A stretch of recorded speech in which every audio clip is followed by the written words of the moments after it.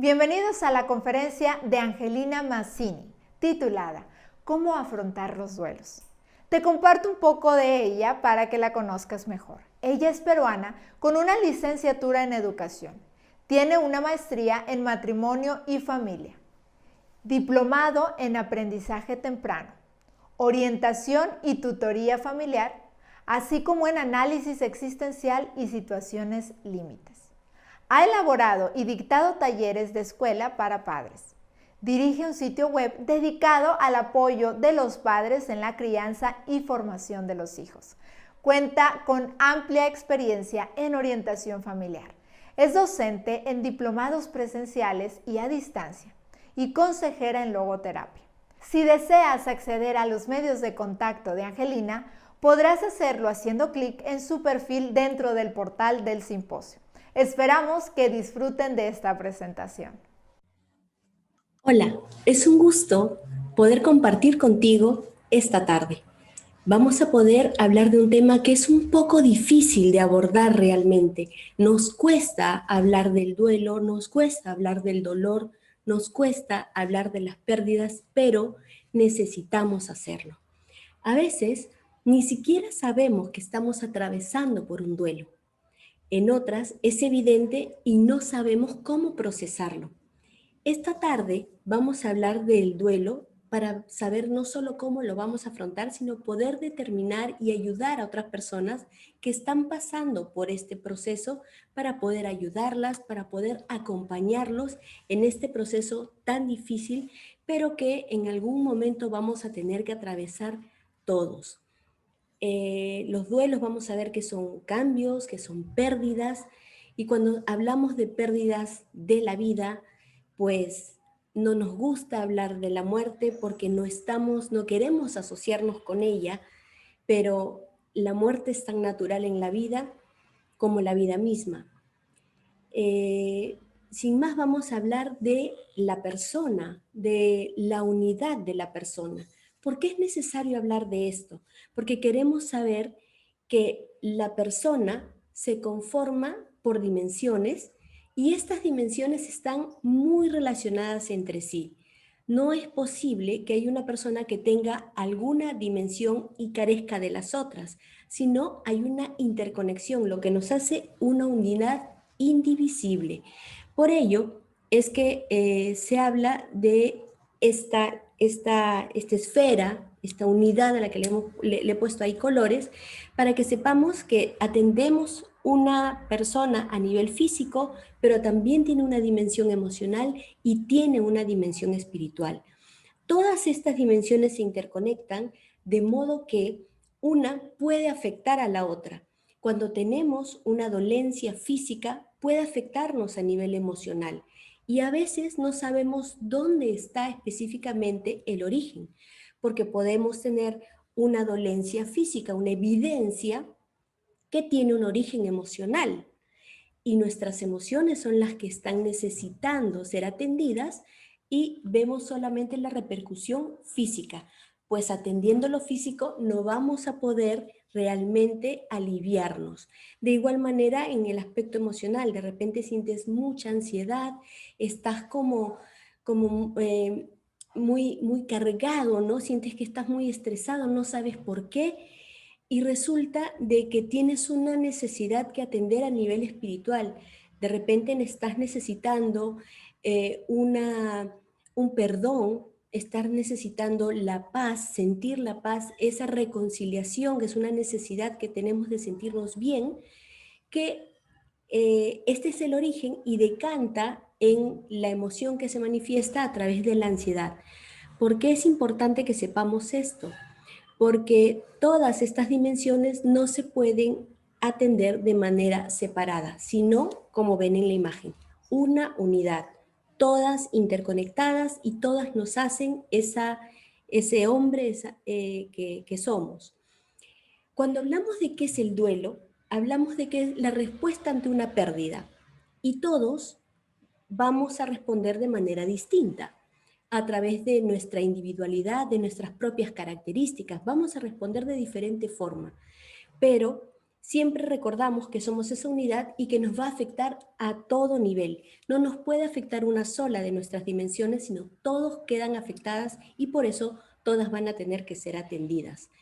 Cuando hablamos de esta pérdida, perdemos solo algo que hemos tenido.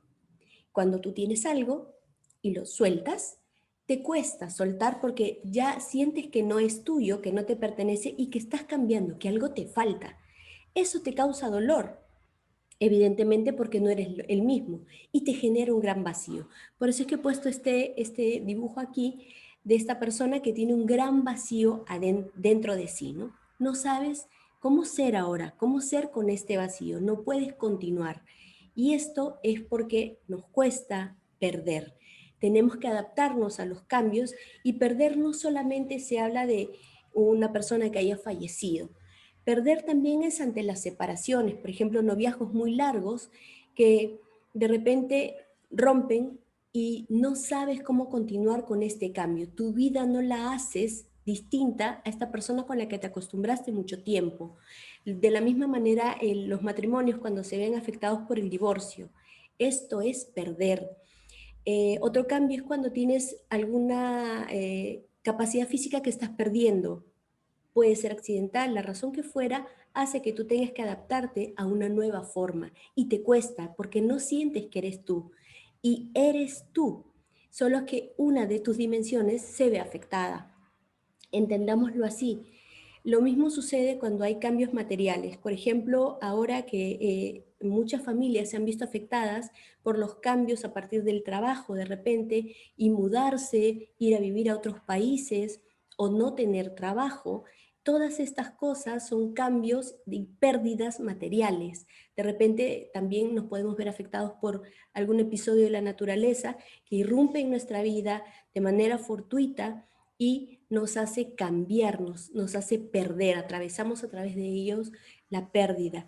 De igual forma, cuando se habla de estas etapas marcadas en nuestra evolución, de repente estamos en un momento de la vida, sobre todo se da en la tercera edad, que tienes una dinámica distinta. Solía ser esa persona tan activa, esa persona que está trabajando, esa persona que se preocupa por todo, el que asume todo, y cuando llegas a esa edad, pues no se espera lo mismo de ti. Y cuando entras en ese otro ritmo, sientes que tú ya no eres el mismo o que no te sientes valorado.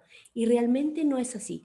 Eres la misma persona, pero estando en otra etapa, necesitas adaptarte a estos cambios, a saber que tienes que soltar, dejar ir y que se espera otra cosa de ti y que sigues siendo la misma valiosa persona.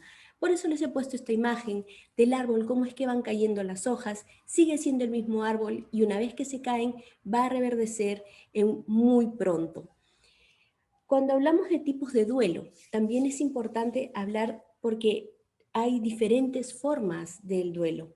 Hablamos de un duelo anticipado cuando se trata de una enfermedad que ya la venimos con la dolencia desde mucho tiempo atrás y eso hace que nos vayamos adaptando a estos cambios hasta que la persona ya no está con nosotros, pero nos hemos ido adaptando a los cambios de la persona. Ya no la concebimos como estaba porque hemos atravesado todo el proceso de la dolencia con ella.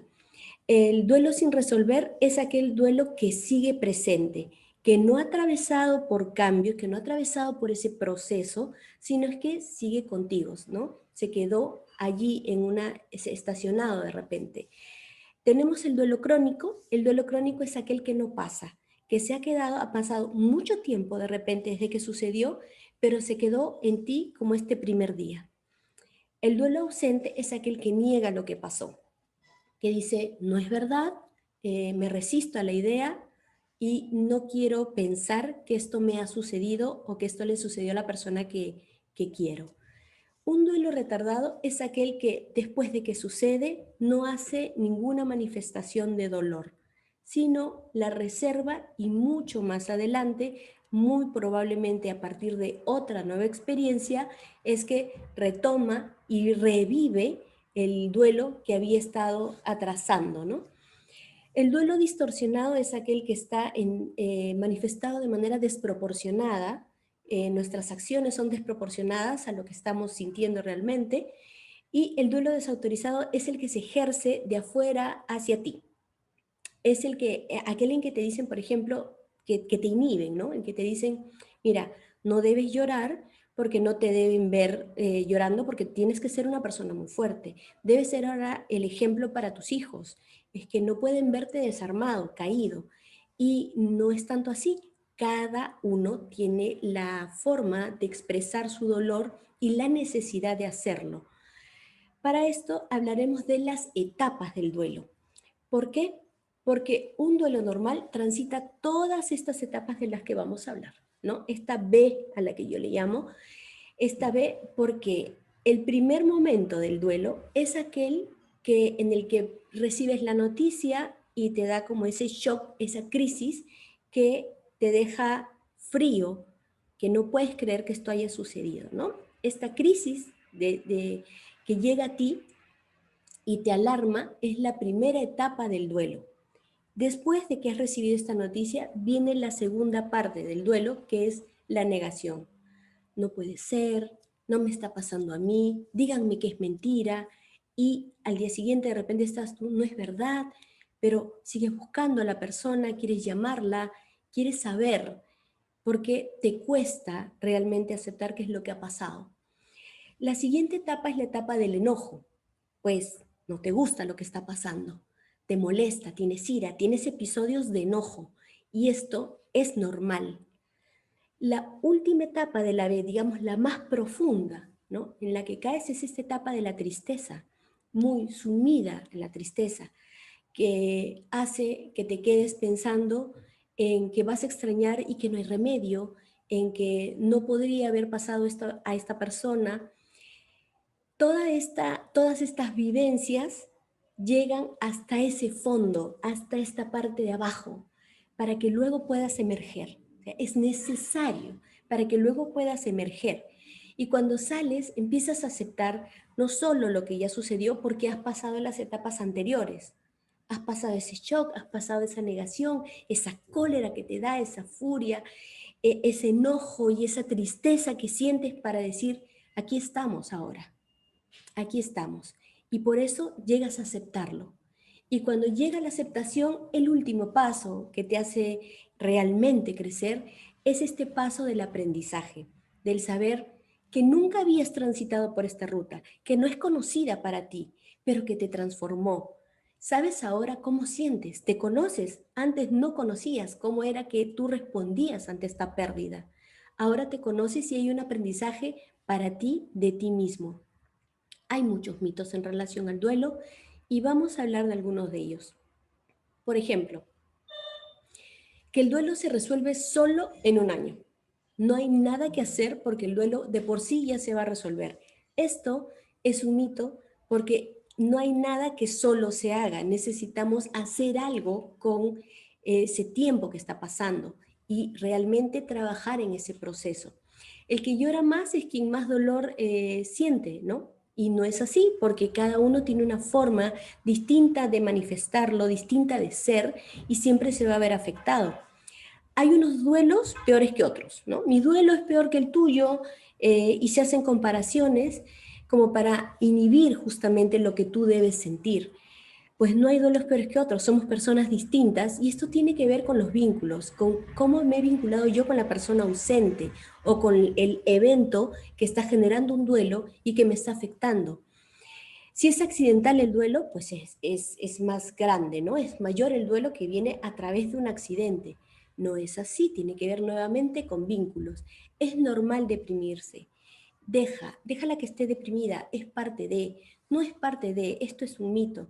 Deprimirse es un cuadro que necesita atención y lo normal es que estés triste. La tristeza es normal porque estás cambiando algo en ti y estás extrañando una persona amada, pero deprimirse es un cuadro que necesita otro tipo de atenciones y enfermar no es normal. Los hombres se recuperan más rápido que las mujeres y esto viene un poco por la creencia de que el hombre no llora o no manifiesta y a veces los mismos hombres tratan de encorazarse un poco para no hablar del tema y no manifestar realmente el dolor, ¿no? Pero hombres y mujeres manifestamos y sentimos nuestra tristeza cuando alguien nos falta. Depende de la edad si el duelo te afecta o no. Esto tampoco es un mito porque tanto niños como personas muy mayores van a verse afectadas porque tiene que ver siempre el vínculo de la persona que no está. Y tienes que hacer tu vida normal para recuperarte de todo. Haz como que nada pasa. Pues no es así, también eso es un mito. Debemos afrontar la situación y darnos cuenta de cuál es la realidad. Acuérdense que hay que transitar por todas esas etapas, nos guste o no, pero nos ayuda a pasar todas esas etapas, nos ayuda a procesar este dolor que estamos viviendo. Para entendernos mejor, hablemos de acciones y emociones, porque a veces uno ve a una persona y dice, yo no sé qué le pasa, o yo no sé qué me pasa. Pues lo que vemos es este último eje, que es el eje azul. Vemos las acciones, qué hace la persona. Pero antes de llegar a ese eje azul, tenemos que ver que hay otro, que es el anterior, que es pensar. Y el anterior a ese es sentir. Quiere decir que la persona siente primero, piensa y luego hace. Lo que nosotros vemos es la acción. Cuando tú ves la acción de una persona o tu propia acción, si quieres aprender de ti, te vas a dar cuenta que, ¿por qué estoy haciendo esto? Replantéate qué estás sintiendo primero, qué piensas en relación a lo que sientes también, para poder determinar qué cosa o si quieren corregirle a otra persona, ayudarle a otra persona en sus acciones, pues tenemos que ir desde el origen a qué cosa es lo que está sintiendo y lo que está pensando. ¿Por qué? Porque vemos distintas manifestaciones y vamos a entender también que muchas de ellas son comunes. Por ejemplo, a nivel emocional, pues ante la pérdida sentimos ansiedad, sentimos culpa, sentimos la tristeza, muchas veces sentimos alivio o impotencia. Todas estas emociones se van a entremezclar en muchos días durante todo este proceso, que puede ser largo para unos y menos largo para otros. A nivel físico también nos vemos afectados porque tenemos palpitaciones, opresión en el pecho, ¿no? La pérdida del apetito, el insomnio, no podemos dormir y esto es una de las cosas más alarmantes. La gente dice, de repente ya no puedo dormir y es parte de las manifestaciones físicas a nivel físico que hay cuando tenemos una tristeza. ¿Por qué? Porque cuando tú pierdes en todas tus dimensiones y por eso es que todas tus dimensiones se ven afectadas. Conductual, cuando decimos me pongo a llorar o esa persona está llorando o buscas a esta persona y la llamas constantemente a pesar de que no está, pasas a verla, necesitas buscar y darte cuenta que no está. Y las demás personas ven la conducta y no entienden por eso ni qué piensa ni qué siente, solo ven la conducta y se alarman. Lo conductual es también las distracciones y los olvidos, ¿no? Muchas veces no te acuerdas siquiera si has almorzado o no, por ejemplo. Ahí es donde vienen los trastornos de alimentación. Y por eso es necesario que la persona que te está acompañando sepa que estas cosas pueden suceder para poder ayudarte en aquel estatus que estás y poder orientarte y no solo acompañarte, sino también ayudarte a pasar por este proceso.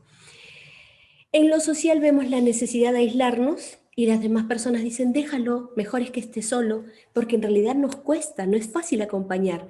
Déjalo que esté solo, es bueno que esté solo, pero necesitamos aislarnos porque muchas veces pensamos que nadie más nos entiende, que nadie siente como nosotros, porque ves alrededor y nadie quiere hablar de eso, porque tienen miedo a que tú realmente te pongas más triste. Y la verdad es que en realidad te sientes más solo también. Aislarse y de repente te gusta asistir a lugares que te recuerden a esa persona. Y vas y dices, bueno, siempre veníamos a este parque, a esta banca, y te quedas allí y allí te sientas al lugar donde se conocieron, al restaurante favorito. Sueles asistir porque quieres de cierta manera revivir. No puedes estar con ella, pero debes revivir sus memorias y por eso es que tienes estas conductas. En los pensamientos también, ¿no? Llega la incredulidad. ¿Realmente será así? ¿Realmente habrá pasado? Pero, ¿cómo puedes imaginarte esto? Pero esos pensamientos asaltan, igual que la preocupación de saber qué va a suceder ahora, qué voy a hacer yo, cómo va a pasar sin él, sin ella. La alteración de la percepción también es parte de los pensamientos que nos van a asaltar, y a nivel espiritual es cuestionar la fe, ¿no? Mucha gente dice, bueno, que Dios le ha fallado, que Dios no podía permitir estas cosas, y hay muchas más preguntas que en este sentido puedes hacerte. Es, ¿qué esperan de ti? Porque te estás fortaleciendo. Y si eres alguien más fuerte ahora, gracias a este evento que sucedió, eres más fuerte para algo. A nivel espiritual también queremos tener de repente un roce con vivencias que nos hagan buscar un contacto sobrenatural. También es normal que empecemos a buscar de qué formas podemos sentir que esa persona está nuevo con nosotros. Y empiezas a buscar referentes, también tienes alguna otra percepción de las cosas, de repente sientes que hay ruido, que se movió, que está su olor, que escuchaste su voz. Esa alteración de la percepción también es parte de las manifestaciones que uno tiene cuando está atravesando por duelos. Este proceso no es sencillo, pero vamos a hacer la especie de símil con lo que sería una herida. Cuando hablamos de la herida, en primer término es aquella que te haces y empieza a sangrar muy fuerte. Es evidente que tienes una herida. Esa sería la primera etapa, esta etapa de incredulidad. No puede ser, ¿no? Me está pasando. Esa es la primera etapa de la herida. Pero la segunda es esta donde ya la herida no solamente es, ay, te has dado cuenta que sucedió, sino es que además hay un dolor allí. Esa sería la etapa de la regresión, esa etapa en donde tú dices, no, tengo el enojo, me molesta, todo, no puede ser verdad, no puede ser, me está doliendo algo. Este sangrado es esa etapa de furia, el pensar, no puede haberle pasado a ella, no puede pasarme a mí también, lo cuestionan también a nivel personal. El coágulo que sucede después de que sangra, ya habla de un tiempo que ha pasado la herida y te habla de esta culpa que a veces se instala. No debí dejarlo, debí ir a verlo, debí hablar con ella, debí perdonarlo, debí asistirlo, debí visitarlo, debí hacer algo más. Todas estas cosas que genera la culpa sería esa especie de coágulo que se queda allí, que ya no es que está sangrando en esta primera etapa, sino que se queda allí, que es difícil, pero que también te dice que ya estamos en la siguiente, en la siguiente, el siguiente nivel, que es esta retracción del coágulo cuando ya sientes esa desolación de que sí, pues sucedió, te está pasando. Hasta esta nueva etapa en donde está esta identificación de lo que realmente aceptas y puedes decir, bueno, vamos a seguir adelante, que es, ya no se ve, pero se está cerrando la herida hasta que llega la cicatriz. Y en la cicatriz tú lo has aceptado. Y mira, te aseguro que tienes una cicatriz contigo y que esa cicatriz te hace recordar cuánto te dolió esa herida, te hace recordar cuándo sangró, qué sucedió, puedes recordar a veces el día y la circunstancia, pero cuando tocas la cicatriz ya no duele. Quiere decir que al aceptar, nosotros vamos a darnos cuenta de que esa herida va a estar, pero no va a doler. Ya no vamos a sentir, a pesar de que lo primero que nos asalta es, yo no voy a poder con esto, no puedo continuar, pues sí vas a continuar, pero no vas a sangrar siempre. Vas a tener un dolor que te hace recordar a esa persona o ese evento que sucedió, pero no vas a estar sufriendo.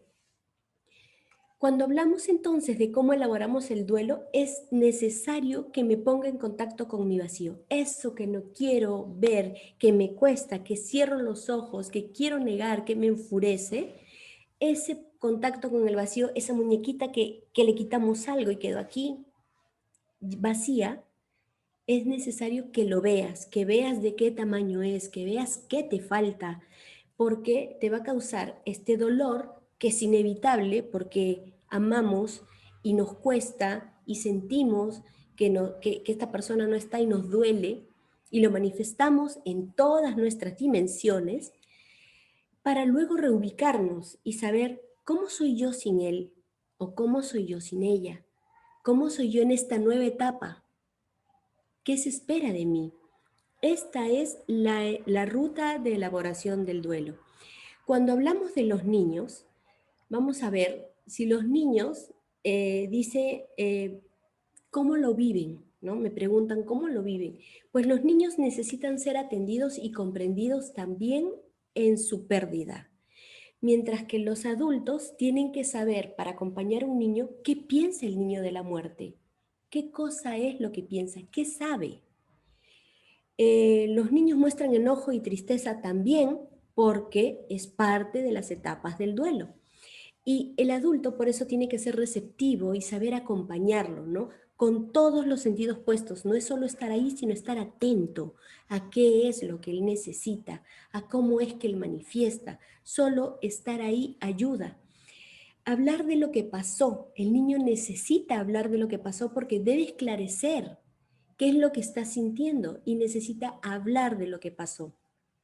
Para esto el adulto debe ser sincero, debe ser claro, debe ser conciso, no dar más explicaciones de las que el niño pueda comprender y aceptar también, pero ser claro, no hacer figuras que lo confundan, no decirle, la abuelita está durmiendo, porque tú de repente la gente se admira y dice, mira, qué bien que se lo tomó porque no ha dicho nada, no ha llorado, pero si le dijiste que su abuelita está durmiendo, ¿sabes qué sabe él de cuando uno duerme?